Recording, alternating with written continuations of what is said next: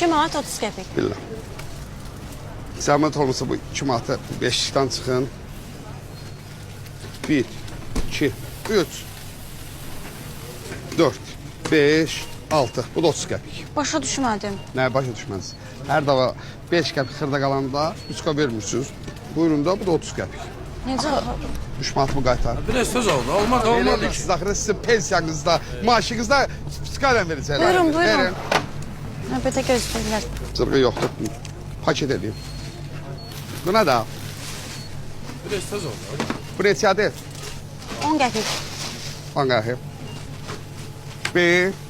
Buyurun, buyurun. Sırada gözləyənlər var, buyurun. Söz oldu. Daha da xoşuma gəlmədi.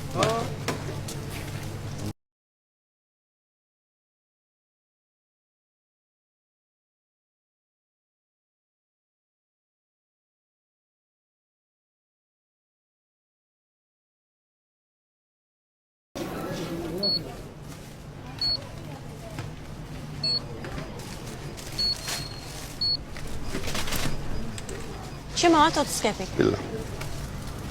Zəhmət olmasa bu 2 manata 5-dən çıxın. 1, 2, 3, 4, 5, 6. Bu da 30 qəpik. Başa düşmədim. Nə başa düşməniz? Hər dəfə 5 qəpik xırda qalanda 3 qəpik vermirsiniz. Buyurun da bu da 30 qəpik. Necə? 3 manatımı qaytar. Biraz söz oldu. Olmadı, olmadı ki. Siz axırı sizin pensiyanızda, maaşınızda psikalən verəcəklər. Buyurun, buyurun. Verin. Növbətə gözləyirlər. Zırğı yoxdur. Paket edeyim.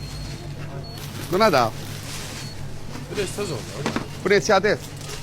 10 qəpik. 10 qəpik. Bir. Buyurun, buyurun. Sırada gözləyənlər var, buyurun. Söz oldu.